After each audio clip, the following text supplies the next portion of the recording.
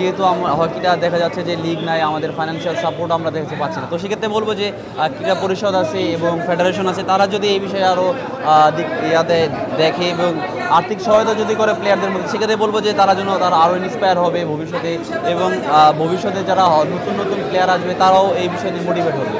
অবশ্যই এটা আমি বলবো যে ইন্টারন্যাশনাল যে ফ্র্যাঞ্চাইজিগুলো এগুলো যদি আমি খেলতে পারি, তাহলে দেখা যাচ্ছে যে আমি না, যেন আমাদের টিমে যারা আছে সবাই যেন ফ্র্যাঞ্চাইজি লিগ খেলতে পারে। তো তারা যদি বিদেশি ফ্র্যাঞ্চাইজি লিগ খেলে, তাহলে সেক্ষেত্রে আমি বলবো যে তারা ফিউচারের জন্য আরও ডেভেলপ করতে পারবেন, যে তারা ইন্টারন্যাশনাল হকিটা কীভাবে চলতেছে তারা এই বিষয়টা নিয়ে আরও বেশি ফোকাস করতে পারবে। আমাদের জন্য লিগটা কন্টিনিউ হয়, ফ্র্যাঞ্চাইজি লিগটা যেন কন্টিনিউ হয়, তাহলে দেখা যাচ্ছে এটা হলে আমাদের ভবিষ্যতে প্লেয়াররা আমাদের পাইপলাইন তৈরি হবে এবং ন্যাশনাল টিম এবং জুনিয়র দলের জন্য স্ট্রং হবে অনেক। চেষ্টা করছি যেন দলের জন্য খেলার, দলের গোল করার, যে as a senior drug player হিসেবে আমি চেষ্টা করছি যেন আমার পেনাল্টি কর্নার থেকে যেন টিম গোল করতে পারে এবং উইনটা যেন করতে পারে। আমি ইন্ডিভিজুয়াল সাকসেসের কথা যদি বলি, আমি বলবো আমি কখনো এটার দিকে ফোকাস করিনি। আমি টিমের যে গোল ছিল, টিমের সবার কোচিং স্টাফ এবং টিম মেম্বারদের ট্রাস্ট ছিল।